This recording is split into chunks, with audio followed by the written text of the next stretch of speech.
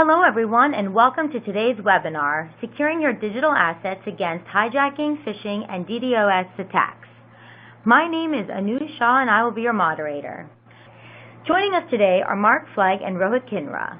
Mark is the Global Product Director of Domains and Security for Corporation Service Company and is responsible for advising a global client base on digital risk and the preventative measures brands can take to safeguard their digital assets. He also supports CSC's sales team and helps to drive business development for the company. As the Director of Product Technology for the VeriSign Security Services Group, Rohit is the lead technical evangelist working with the product management team on product direction. Rohit meets with VeriSign's most strategic customers, providing information on security trends and helping them establish best practices for keeping their critical applications secure. And with that, let's welcome Mark and Rohit. Thank you, Anu. Thanks, Anu. Good morning, good afternoon, everybody. Welcome to the session. I want to start out by kind of backtracking a little bit on what is in a digital brand. In much the same way we've all witnessed and participated in the extraordinary growth of the internet, e-commerce, mobile content, social media, we're all now becoming acutely aware of the risks and threats that accompanies that development. As you look at it and you look at the press, hardly a day goes by when we don't read about cybercrime. There's always another hacking or a company or its services that have been taken offline and have been compromised in some way. One of the most recent ones that was shared publicly was from Lloyds Bank, who had a huge DDoS attack in January, and they just shared some details on their outage. It was interesting that part of it was a Bitcoin ransomware to the tune of $75,000. And, this is along similar lines that the DD4BC, so the DDoS for Bitcoins group, about 2 years ago, were leveraging and blackmailing organizations. The difference with this one is obviously it hurt a lot. So, if you look at that and you reflect, we're a long way from hearing about physical warehouses that have been broken into and inventory stolen, which, back then that passed for kind of corporate crime if it wasn't espionage. So having taken advantage of these new digital channels as they've evolved has made the brand target even bigger and somewhat more diluted. And if you look at the graphic here, we've got what we consider a digital brand in the center. Everybody wants to do business online. It's very cheap. It's a very good vehicle for getting lots of eyes on your content. But that's diversifying. 5 years ago, we'd have been talking about domain names, possibly digital certificates and DNS. Now we've got mobile apps, we've got social media handles, we've got emails. These things are all expanding. So during today's session, we're going to help you understand how to stay on top of those developing threats, how you can understand them better, and how steps can be taken to mitigate them. We're also going to look at the nature of cyber threats from both the perspective of securing access to those assets and then the robustness of the assets themselves. So before we do that, let's just understand who is targeting our brands. And that's typically coming from two categories, a cyber criminal or a hacktivist. And for those that aren't aware, a cyber criminal is somebody that we put into a bucket where it's an individual or organizations that are typically highly sophisticated. They exploit systems through various attack vectors. They'll conduct financial theft, corporate espionage, etc.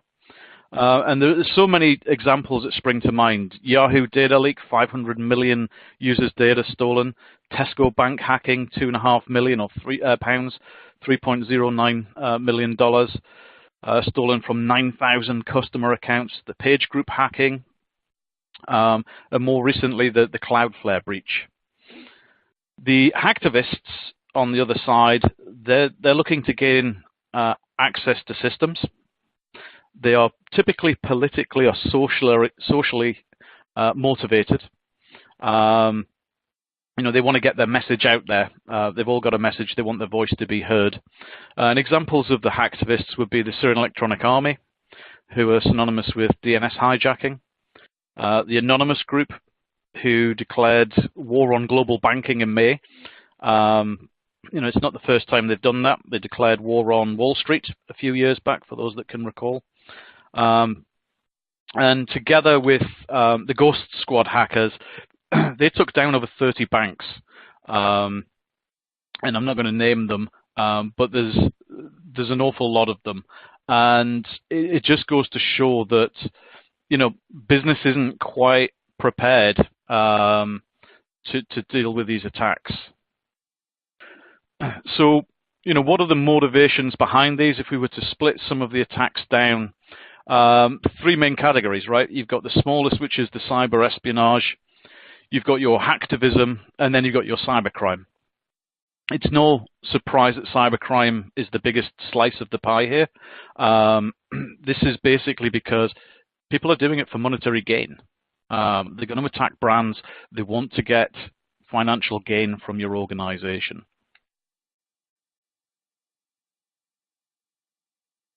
Now, how are they doing this? I've brought this graphic back up. You can see that the digital assets and all of the satellites that are associated with it are within a target. This is what the cybercriminals and hacktivists are doing. And we've got on the left-hand side there, in between the categories, different methods that they're using. These are not mutually exclusive. Be aware that a hacktivist or a cybercriminal will use any tool at their disposal to get at your digital assets. So whether it's a DDoS attack, and we'll hear from Rohit a little later on how they're doing that and what he's seeing from a VeriSign perspective. It could be malware or ransomware. It could be a phishing attack. It could be SQL injection. It could be social hijacking. It could be domain hijacking. There is a longer list as well. It doesn't matter what it is. They're going to exploit it if they can within your organization. So if we look at some of the potential threats here in a little more detail, domain hijacking, DNS hijacking, and domain shadowing. As I said earlier, there's not a day goes by where something isn't in the news. There are plenty of examples to illustrate this. If we go back in time a little bit, the New York Times, they were attacked by the Syrian Electronic Army. And they didn't have registry lock in place, so that the DNS was able to be changed and pointed to the Syrian Electronic Army servers. What does that mean? It means anybody that goes to the New York Times website actually ends up at the Syrian Electronic Army site. Again, this is how they get their voice heard. Facebook, again, Syrian Electronic Army, a couple of years ago, went through a spell where they just attacked all of the big brands that were either social media or news outlets. Again, the way that they're looking at this is, okay, where am I going to get the biggest bang for my buck if I compromise somebody? So where are the most sets of eyes? And Lenovo as well. It's not just social media, it's not just news outlets, it is manufacturers as well. So as we talk about domain and DNS hijacking, let me tell you the difference. So domain hijacking is when somebody steals your domain and transfers it away from your management, and they'll change the ownership. DNS hijacking, which is more common, and typically what the Syrian Electronic Army do, someone changes the resolution of your domain via the DNS, so a delegation at the registry.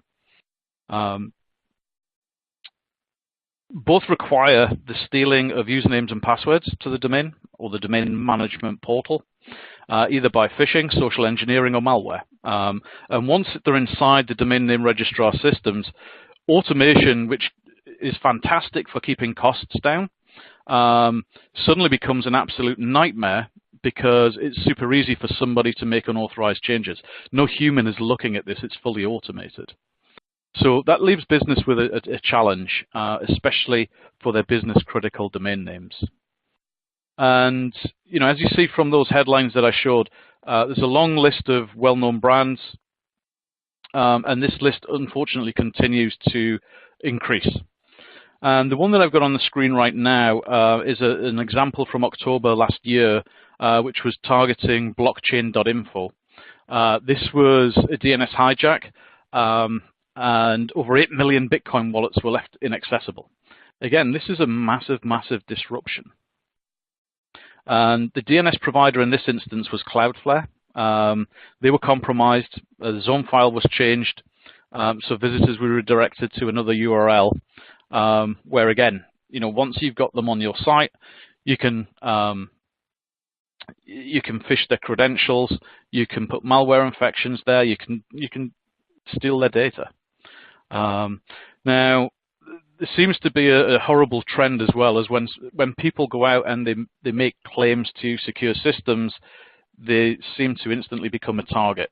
Krebs on security, he was probably the first victim of the Mirror virus, which is leveraging the Internet of Things. That was a 624 gigabit per second attack. And Cloudflare, just before this incident, had boasted about how a big DDoS attack they could withstand. So I think when companies come out and do this and they make these statements, they're actually putting a target on their back. It's creating a challenge for people. And again, we'll get into DDoS in greater detail, but it's super easy to launch a one these days.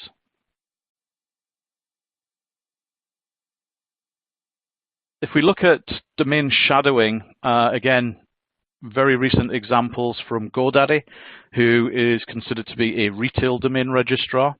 And this is where a bad actor is going to hack your domain name management account, as before, and create subdomains for your domain. So if I take the brand cseglobal.com, somebody's going to create online.cseglobal.com. And they're going to use that essentially for phishing attacks. Hopefully the majority on this call have had phishing awareness training. First thing you look at is the domain name on the email. Does it look legitimate? Well, if it points to 123.hotmail.com, yeah, it's going to be a bit suspicious. But if it says online.cseglobal.com, okay, yeah, I know CSC, I'm going to trust this. So it makes them look more authentic, and it's often undetected because what they're doing is they're adding these subdomains on defensive registrations, the domains that we're not looking at on a daily basis. So it can fly under the radar for a long period of time. It is difficult to stop. And again, these subdomains are high volume, short-lived. It's random with no discernible pathings, which makes blocking extremely difficult. And the worst part is it directs the users to an Angler exploit kit. So, it's important that, as we'll cover, the registrar that's looking after that digital asset, your domain name, helps protect you from those sort of risks. So if we look at additional potential threats, poor management, malware, espionage, when we talk about poor management, you talk about domain names, you talk about SSL certificates. They have one thing in common, and that is they have an expiration date. And the worst thing that you can see as a brand owner is this message for your core website. Google are leading the way in communicating risks to clients if you're using their Chrome browser. The messages are going to be way more hard-hitting than this, believe it or not. Maybe some of you have seen it already where you've got the line through and, this is not a safe site. It's in big red letters. It's down to the brand owner to make sure that those certificates are renewed correctly. It's the same with some big brands as well. Instagram forgot to renew its SSL certificate. So, in late 2014, in the build-up to Christmas, thousands of credit cards in the US manufactured by Equinox Payments stopped working. This was all down to an expired digital certificate. They created that in 2004, and it was valid for 10 years. When you order something for 10 years, you are going to forget about it. You're not going to put a process around it. It's just too far off, and you're not touching it enough. So, there were serious consequences for retailers across the country that were suddenly unable to process credit card transactions going into one of the biggest shopping seasons of the year. And the certificate industry themselves are changing. You actually can't buy a 10-year certificate anymore. 2 to 3 years is the maximum. So business really does have to find a better way to manage this, or more outages will occur. If we look at some other expired certificate examples, in this one, Microsoft and their Azure cloud services, which is the equivalent to Amazon AWS, found that users simply couldn't access the service because of an expired certificate. In one of the worst case situations, the web browser Opera, they had an expired certificate, and the hackers found a way to create a vulnerability, which led to everybody using that search engine basically downloading malware. And they were very lucky that that didn't lead to a data breach. So plenty of examples that are out there. There are a select few. What does it mean? What does bad management mean to the business? And the impact is huge. CSO Online suggested in a 2015 article that the cost was some 40 million for the average global 5,000 company. And with a growth in the need for certificates for both the Internet of Things and because Google are better ranking sites with a certificate, the risks are growing. There was a recent study by Venafi that reported that 80% of businesses surveyed were hit by a certificate-related outage. 64% said their organizations could not respond to a certificate-related security event in 6 hours or less. So if you're dealing with e-commerce or you're passing very sensitive information, 6 hours is a lifetime. And the survey also showed that most businesses do not have the visibility or tools necessary to manage this fundamental element of cybersecurity and operational availability effectively. Those numbers are frightening, and we have conversations with clients every day. We understand budgets are in place. We're businesses at the end of the day, but sometimes you've got to look at the big picture here, and you've got to say, am I actually spending money to save money? And as you've seen from the examples, these things are not going away. They're getting worse and worse. So if we now look at the potential threats from a social hijacking perspective, related to your social media, we've got some examples here, some risky photos on a Michigan college website after a hack.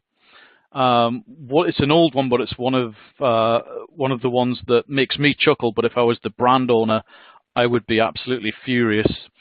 This is where an employee decided that Burger King and McDonald's would merge, and you could buy the Mac Whopper. They did attract an additional 30,000 Twitter followers after this incident, but nevertheless, it's not what you want for your brand. And that was down to a rogue employee because the credentials for their social media handles were not locked down correctly.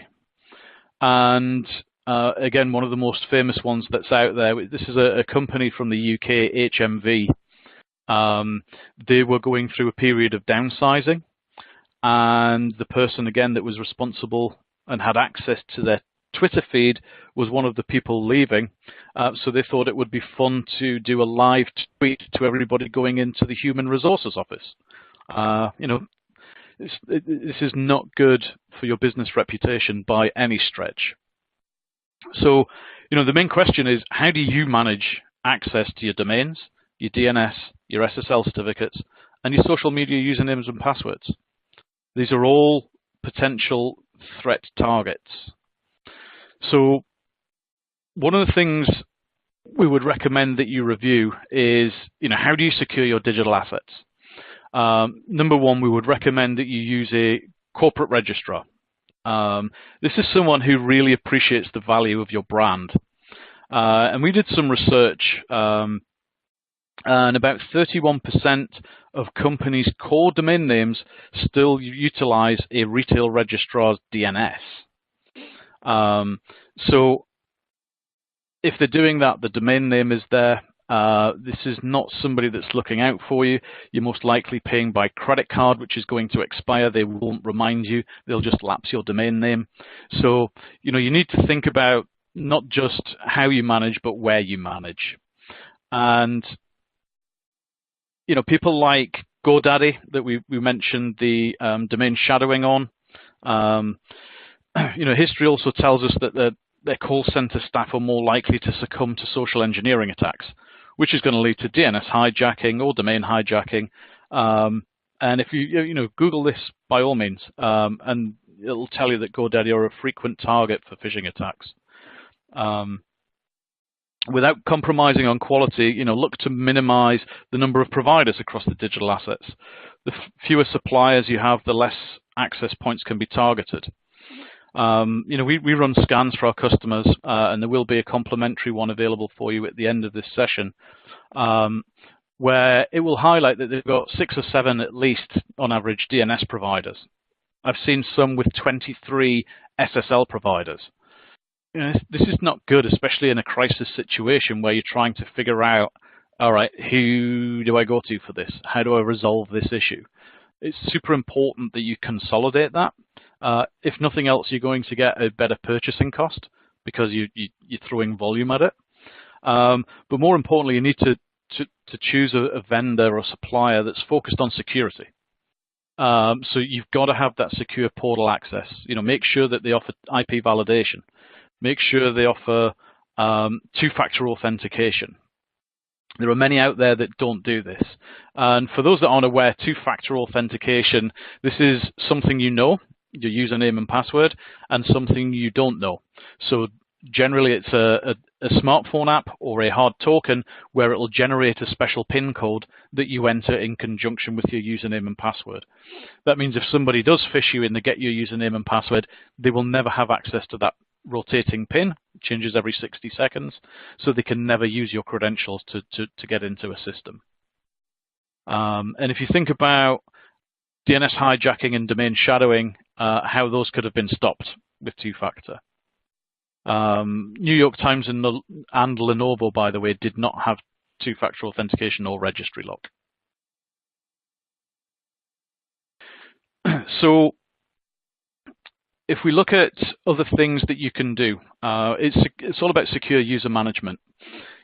If you've got your domain portfolio, for example, is there a way that you can segregate your critical or crown jewel domain names into a core account? Do you have granular access rights? Do you have requester approver mechanisms? It could be that some people need to get access to a system, but do they actually need to commit changes? Do you want another set of eyes to run past that? And as we're seeing now, federated identity. This is other names for it, or SAML2 implementation, SSO, single sign-on. This is where if you log onto your network in your organization, you can automatically be logged in and authenticated in another portal from a third party. This is particularly important for if a person within your organization leaves or changes roles where they don't need that access anymore. You remove them from your system, it automatically removes them from the other systems. This is increasingly important and is only going to play bigger as organizations are looking to outsource. We all want best of breed systems and applications. So it's important that in response to the security threats that for our customers that they face, we create a security conscious culture, and we've developed solutions that make us recognized leaders in helping companies mitigate and manage the risks and securing their digital assets. This includes securing the weakest link, human interaction. So we can get a system to do anything you want. However, people fall foul to phishing. It's human nature. So in that security conscious culture, we always insist on a customer service request validation training and phishing awareness training. And this is mandatory for people at CSE. I'm hoping that your organizations adopt that as well. It's something that we all need to be aware of. Some of our research suggests that 41% of companies include the named individual responsible for domain management within the company's Whois record for a core domain name.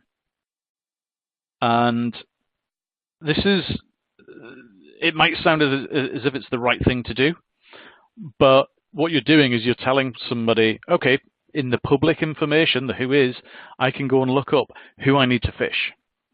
So, where possible, we always recommend that you would use a role, so domain admin or something like that, so it's not a named individual. That also creates problems if that person changes. It can be quite costly. And the other thing that, if you're going to do that, one of the things that you can use to help is email authentication. Have you considered that? Again, that can help mitigate inbound spear phishing emails. It's not today's focus, but if you do have interest, let us know after that. Again, in our research, only about 10% of core domain names have a DMARC record, which stops that phishing.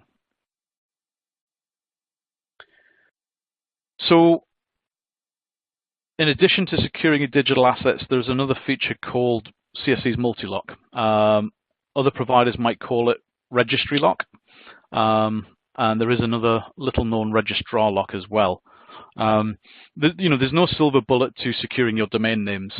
Two-factor IP validation, federated identity, user access, phishing awareness training, all of these things are super important, but it's multiple layers of security that's going to help you out here.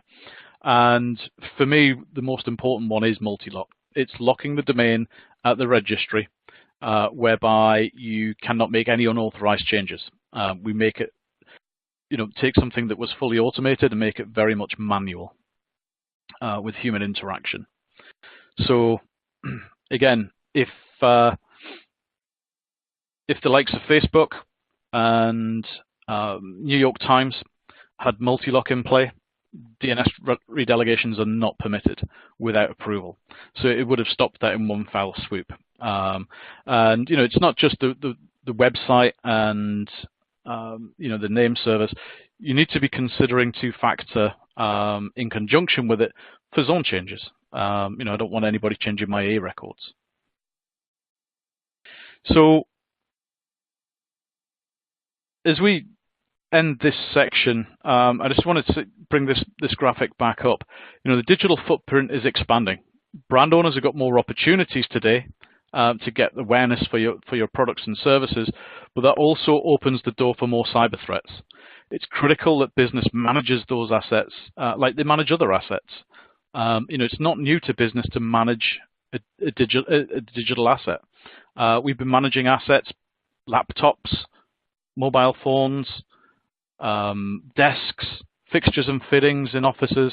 We've been doing that since the dawn of business. They've been held in ledgers. We even put things down for depreciation over time. So managing an asset is not new to business, but for some reason, digital assets seems to be escaping that radar right now. We want to make sure that business understands the criticality of them. So with that, I mentioned DDoS a few times. I'm going to pass over to Rohit Kinra, who is the Director for Product Technology at VeriSign, and he's going to give us a deeper dive into DDoS. Hey, thanks so much, Mark. Thank you very much, Mark. So I'm going to be discussing industry statistics and behavioral trends, as well as observations and insights from our DDoS attack mitigations that we've enacted on behalf of our customers, and also some security intelligence research from our iDefense team. But first, let me begin by giving some background on VeriSign. VeriSign is a publicly traded company, and we're headquartered in Reston. I think most people know VeriSign as an internet infrastructure and security company, and we have two lines of businesses. Our naming division is responsible for operating not only two of the largest TLDs, .com and .net, but also very integral in internet root operations, being the root zone maintainer as well as root zone operator for the A&J root servers.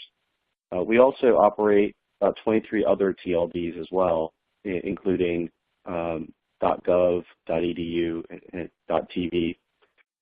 So not only has VeriSign operated these TLDs at scale, we do about 120 billion DNS queries on a daily basis, but we've also operated them at 100% availability for the past 19 years. Our other line of business is VeriSign's security services.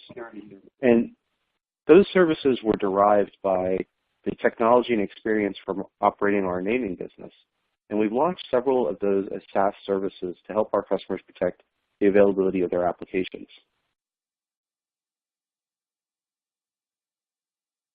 So, as the threat landscape is growing and evolving, it represents a increased challenge to legitimate users finding and using applications. It's clear that in planning for how users find and access your applications going forward, it's vital to account for the growing threat landscape and to also consider, how your applications are going to be deployed. And in today's environment, it's very diverse. So the challenge remains how you maintain reachability and usability of your application, even when presented with a growing attack surface and multiplied by, the diverse application deployment. So, as I mentioned, organizations are really shifting the way that they deploy applications. It used to be that when I deployed an application, I needed to get either space in a data center or run my own data center and deploy physical hardware there, and that's how I could, deploy my applications.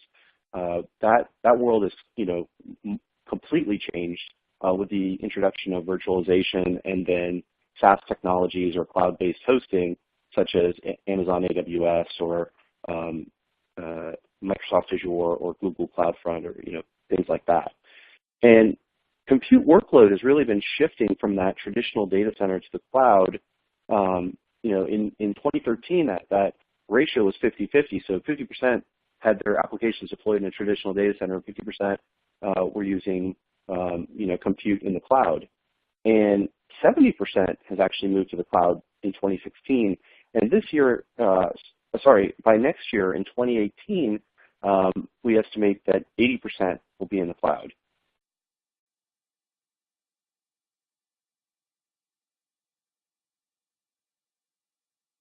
And the overwhelming majority of enterprises that are using cloud for deployment of their applications are using a multi-cloud approach. So 82% have a multi-cloud strategy. And within the multi-cloud approach, so within this 82%, the most popular is actually a hybrid cloud, followed by a private cloud and multiple public clouds. And so the differences are a hybrid cloud would be when I host an application within my data center, and I also use excess capacity at a cloud provider like, for example, AWS.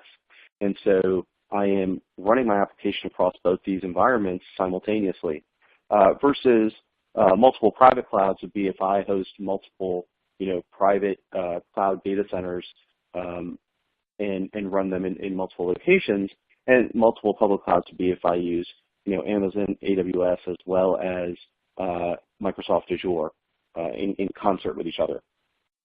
And while, this strategy will help against outages against, a cloud provider, it actually increases the attack surface because the customer really has very limited visibility or control of the application in that cloud. As they move, as the companies move more of their workload into the cloud, they're exposed to new security risks, and there's actually more potential for application downtime. And the challenge here is really balancing availability and security, which is complicated by the fact that attacks are growing in size, complexity, and frequency. And traditional tools that we use are often inoperable and ineffective in cloud environments.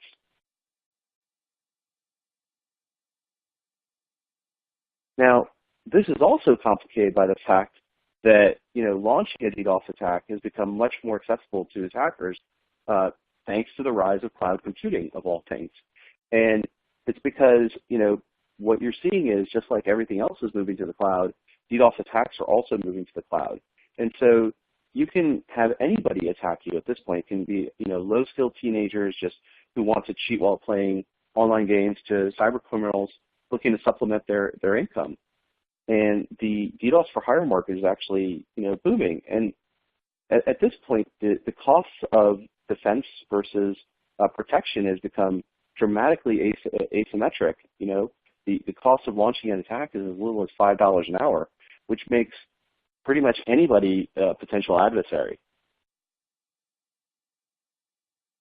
Complicated with that is also the size and scale of attacks. So in 2016, we saw some very, very large-scale attacks. Some, as Mark mentioned earlier, there was the Krebs attack, which happened in September of 2016, and then not only a few weeks later, there was another attack against a large hosting company called OVH in France. So attack sizes have consistently been going up. So in 2010 to 2012, we were seeing attack sizes going up by 50%. The scary part is between 2015 and 2016, we saw greater than 167% increase in attack size. So DDoS attacks are actually indiscriminate. And what I mean by that is they're really not limited to any industry or vertical. When we looked at the attacks against our customer base, we found that IT service SaaS cloud customers actually experienced the largest number of attacks, and they represented about 49% of all attacks that VeriSign mitigated in Q14 of 2016, and the average attack size for that vertical was 16.3 gigabits per second. Followed closely by that was the public sector, which was a little surprising. The public sector was 32% of all mitigations, up from 12% in Q3, and averaging 6.9 gigabits in attack size. This is the largest percentage of DDoS attacks that VeriSign has observed against the public sector since the inception of our report, which was in Q1 of 2014. The financial and media entertainment sectors were also targeted, representing 6 and 7% of all mitigations respectively, and averaging 10.4 and 25.5 gigabits in attack size. And finally, while the communication sector wasn't frequently attacked at 4%, the average attack size was actually quite large at 15.8 gigabits per second. So as you can see, it really almost doesn't matter which industry or vertical you're at. You have a large threat of DDoS, and the attack sizes are, significantly larger than they were. We're seeing average attack sizes north of 10 gigabits a second. So, typically most customers don't have that type of incoming bandwidth to protect themselves.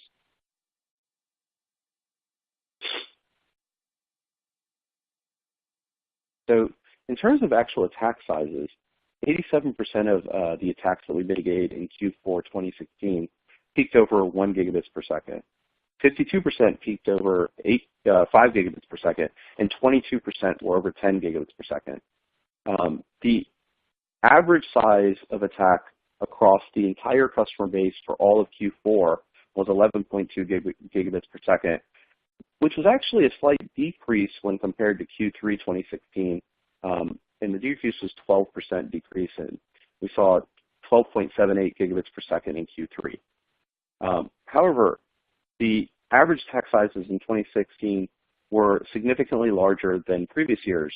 The VeriSign observed an average of 16.1 gigabits per second in 2016, which was a 167% increase from 2015, as I mentioned earlier, which had an average attack size of 6.02 gigabits per second. In addition to that, attackers launched sustained and repeated attacks against their targets. VeriSign observed that more than 50% of customers who experienced a DDoS attack in Q4 2016 were targeted multiple times in that quarter.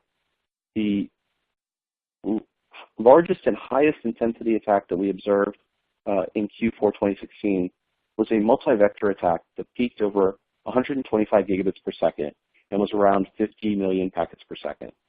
This was notable because attackers were persistent, sending attack traffic on a daily basis for almost an entire month. So the attack was relentless. The attack consisted of DNS reflection traffic as well as ICMP traffic, which is Internet Control Message Protocol. And they switched periodically to TCP SYN floods and TCP reset floods, peaking at approximately 70 gigabits per second and 50 million packets per second. The attack also included IP fragments to increase the volume of the attack. So what you're seeing there is the multi-vector effect. What that means is that attackers change their tactics in the middle of an attack so that they can find what your weak point is, and they do this because it's more complicated and more complex to protect against that attack. 68% of attacks that we mitigated in Q4 employed multiple attack types. So that required not only continuous monitoring, but an optimal mitigation strategy.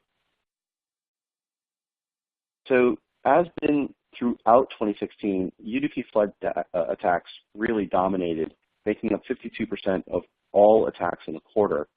And the most common of the UDP floods was DNS reflection attacks, followed by NTP reflection attacks. The balance of the attacks that we mitigated were IP fragments, 23%, TCP floods at 16%, and application layer attacks at 7%. And application layer attacks are, quite complex. So while they may not be very large in terms of bandwidth intensive, the issue with them is that in those cases, the attackers have, taken the time to understand your application, and they've built a attack that specifically targets you. So an example of an application layer attack would be if I'm a e-commerce website, I've scaled my website to be able to do maybe 100,000 add to carts a minute, and the attacker is sending me somewhere in the neighborhood of 1 million add to carts a minute. And so that's going to take up my back-end resources. So my databases will freeze. The app server won't be able to communicate with that database. And you're essentially making the functionality of adding an item to the cart for every user on the website unusable. So while the entire website's available, the main function, I would argue, for an e-commerce company is unavailable. So the application layer attacks, while they're representing a small percentage, they're actually the hardest to mitigate, and they require a very skilled organization or a skilled DDoS engineer to be able to mitigate against them. And of course, certainly not the least thing is protection of DNS. Most people really don't think about DNS because it works all the time.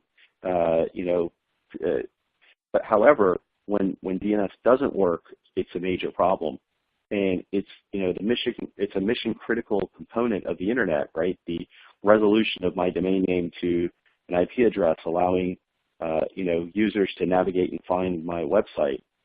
And if you don't fortify your DNS, everything else that you're doing, in terms of your applications is kind of all for naught, because no one can really remember the IP address of how to get to your application.